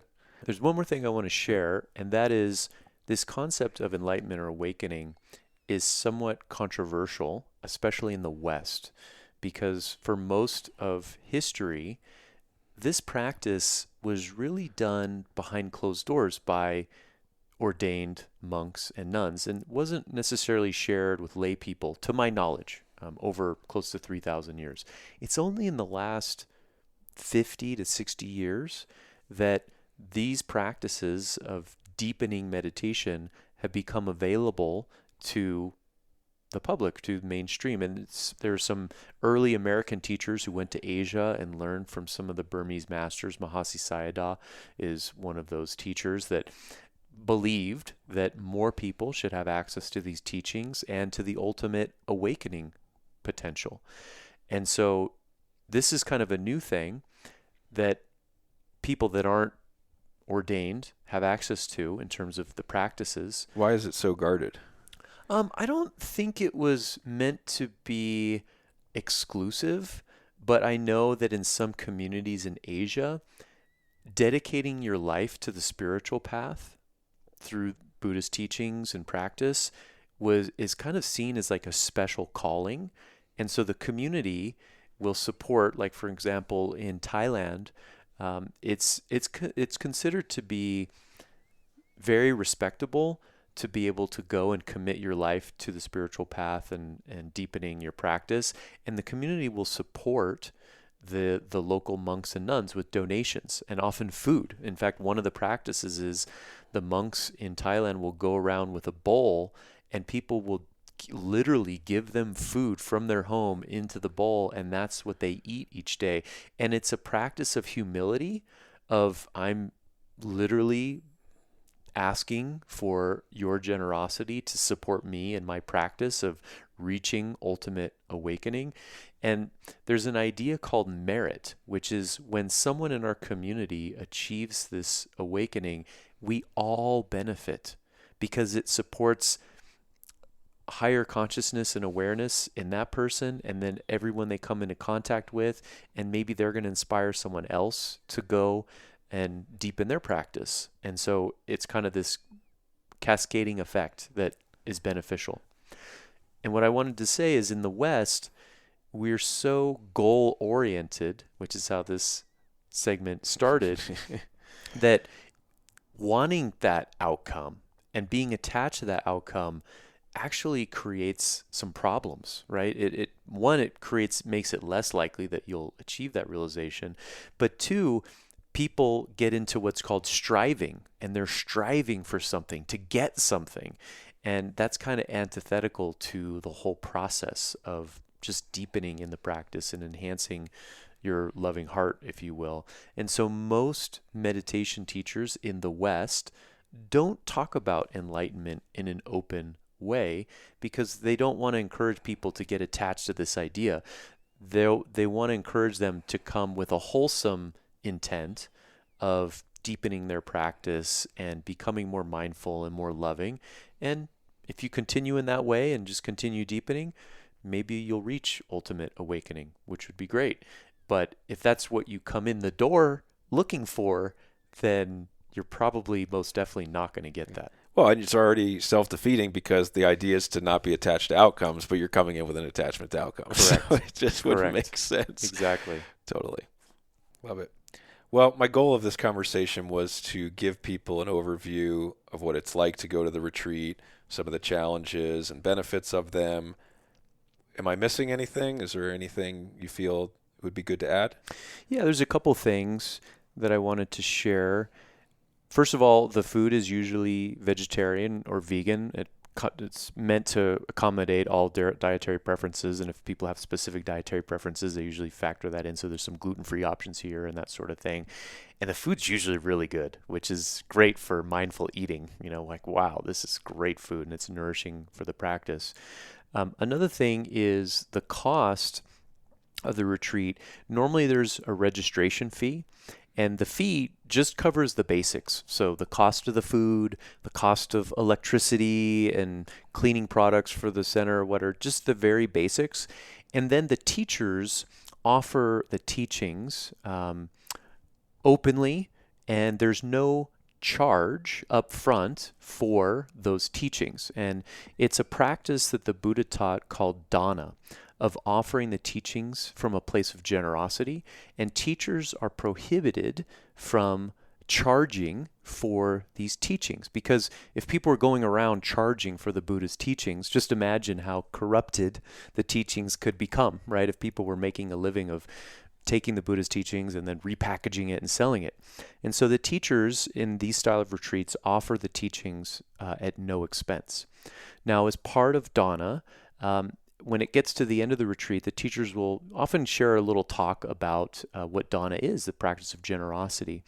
And one of the best ways to practice generosity from a starting point is to say, if you felt like you've benefited from these teachings and these practices, to offer a donation to the teachers. And it's really a pay what you want, pay what you wish. It's a tip. It's kind of a tip. It feels like a speech a tour guide would give. Sure. Hey, if you really enjoyed my interpretation, please, yeah. So it's like a tip. You tip the teachers. Sure, after. and it's usually in the form of finances, but in some cases it's non-financial. So sometimes people will say, hey, I would like to volunteer to stay after the retreat and help clean up, or to help, reset the center, or I'd like to volunteer to come on a weekend next month and just help with the landscaping of the center. And that's another form of dana, of generosity. And the purpose is you then cultivate that sense of generosity, and then you take it out into the world with you, right? So when you're encountering people that weren't at the retreat, you can be generous with others as well. And so I just want to mention that because people who've never been on a retreat, they might feel like, what is this Dana thing? Oh, I thought there was no charge for the teachings. And then they're wondering what this is. And it really goes back almost 3,000 years as a means to keep their tradition alive, but from a spirit of generosity and giving. And there's no right amount in terms of how much you give. Whatever your heart feels that you can afford and is in line with what you feel would be generous for you. Cool. Yeah. It's crazy that tipping goes back 3,000 years. Good to know. That's funny. Yeah. Oh, a couple other things I wanted to share with folks if they're thinking about going on retreat. So there is a style of retreat called Goenka, and Goenka was a Vipassana teacher, and he passed away a few decades ago. I'm not sure exactly when he passed away. And so they recorded a number of his talks. And today, people can go on a Goenka 10-day silent retreat for free. There's zero cost. I haven't been on one, so I don't know if they also offer an opportunity to give dana. But when people go on those retreats, they listen to his recorded talks from years ago. And from what I've heard, it can be kind of grueling because it's the same style of practice, but the sits can be longer and it's a little more rigid in its structure. And so I've heard people go and have had a really difficult time with a lot of physical pain just because they're expected to sit for very long periods of time. And then it kind of turns them off to retreat practice. Now, people are drawn to it because it's completely free. There's no expenses at all.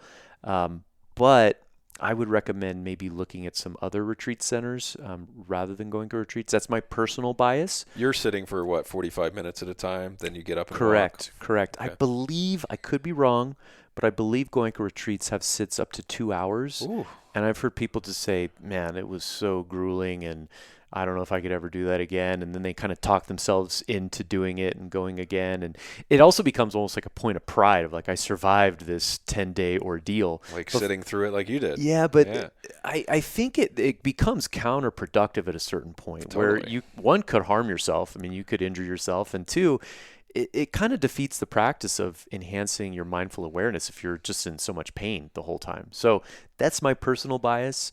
Do your homework, research if you like to talk to other people. But I just want to mention that for folks because they're often drawn to those retreats because of the cost. Some of the retreat centers that I've been to that I can recommend and have phenomenal teachers throughout the year. Insight Retreat Center, or IRC, that I mentioned just outside of Santa Cruz, California.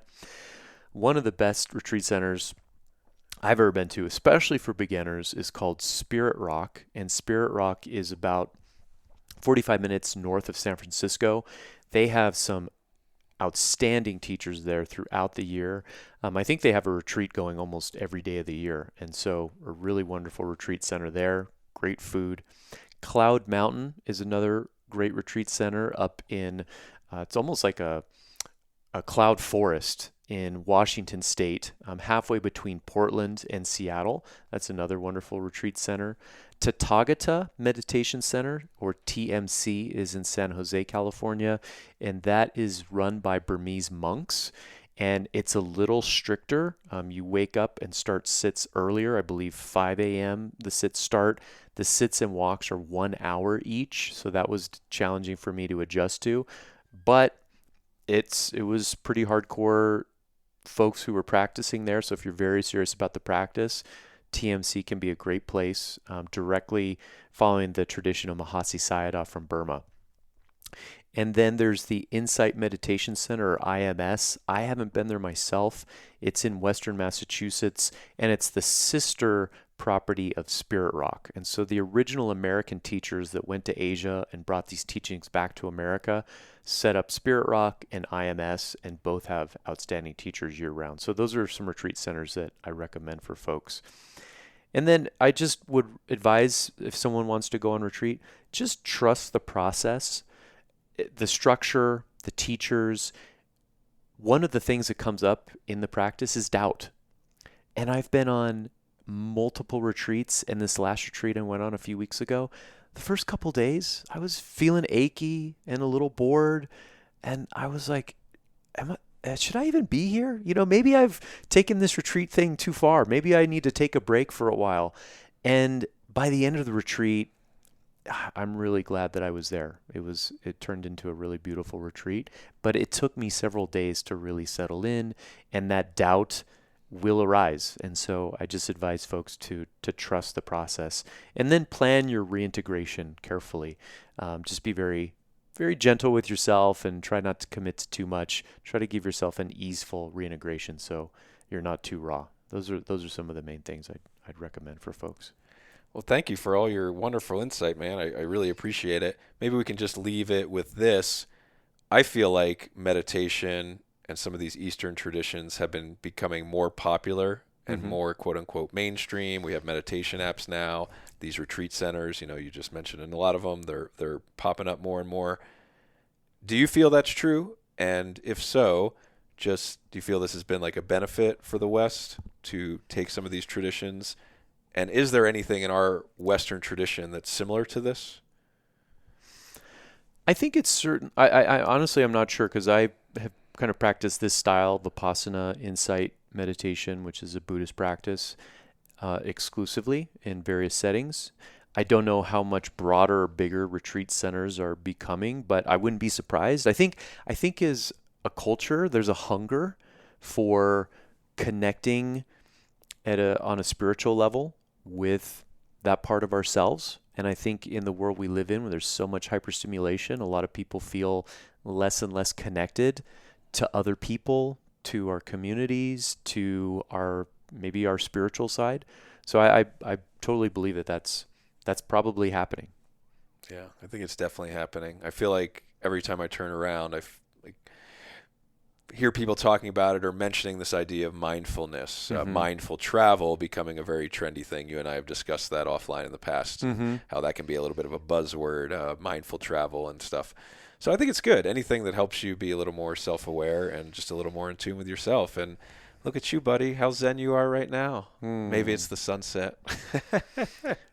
Yeah, thank you. If you don't mind, I want to share one more thing. Yeah, please. And that is, I don't know what other folks experience on silent retreats, but for me, once I'm really settled in, I've had this experience a few times now where I'm sitting there on the cushion, just meditating, just noticing the breath and noting the sensations. And out of nowhere, a line of poetry will just spring to mind.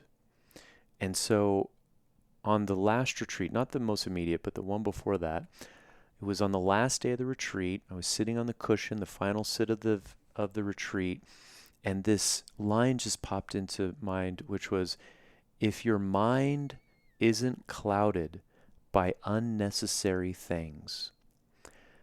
And I was like, what? Where does that come from if the mind is not clouded by unnecessary things? And so I was meditating on that line for the next 45 minutes. I went out to breakfast and I was eating my breakfast, and the second line came to me spontaneously. If your mind isn't clouded by unnecessary things, this is the best season of your life. Now, when you're on retreat in noble silence, it's recommended to not read. It can kind of stir things up in the mind. So no reading, no books, nothing, no stimulation for 10 days. And that sprung to mind. And I made note of it. And after the retreat, I looked it up. And it's from a book of spiritual poetry that I had read 11 years earlier. Wow. And after I read it, I put it on my bookshelf, and I hadn't picked it up since. And I know this because I looked it up on Amazon the date that I purchased it, and it had been 11 years since I bought it and read that book. And that line sprang to mind, which for me perfectly encapsulated the practice, right? If your mind isn't clouded by unnecessary things, this is the best season of your life. Do you often uncover things from your deep past when you're doing these meditations? Like, do you feel it really unlocks the things deep inside you that you may have forgotten? In short, I'd say yes.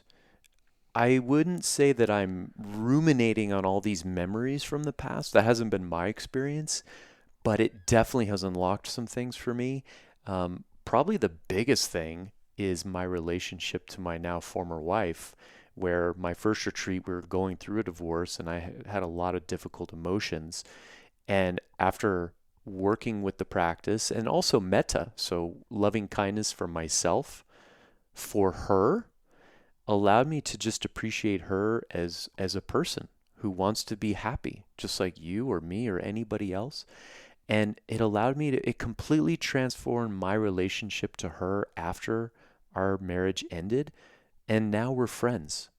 And when we got divorced, I didn't know if I'd ever talk to her again.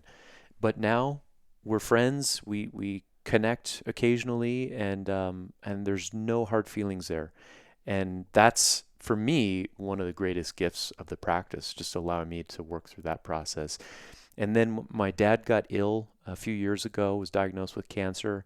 And through the practice, sending him loving kindness really helped me to be there for my family and for him in a way that I don't think I could have been if it had not been for the practice. And to move through his passing with more ease. And I'm just super grateful for that. It's really beautiful and really touching. Thank you for sharing that and for sharing all your expertise, mate. I really appreciate that. And it's good to see you as always, buddy. Great to see you, and thanks for having me on.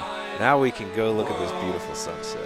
Yes, now I'm riding the terrain, flying high up once again. Got my crew sitting healthy and my boo living wealthy. Level 99, never settle in my mind. So I pedal and I climb up the pedestal and find almighty weapons. So I calm, lightly step into the castle. Satchel, tackled, wrestled down the corridor where I'm grounded through the floor. Roundhouse into my core, down, out, and through the door. Sword down at my side, I gotta round up and ride. Face boss, break jaws till I take off. Face off, stop and swing my serious strike. This is it, take the title, disappear in the night. To the whole wide world. Got the keys to the kingdom overseas with the wisdom guarantee that my rhythm hit the whole wide world. Slay the boss in the castle when we cross final battle. Then I'll walk out and travel to the whole wide world. Got the keys to the kingdom overseas with the wisdom guarantee that my rhythm hit the whole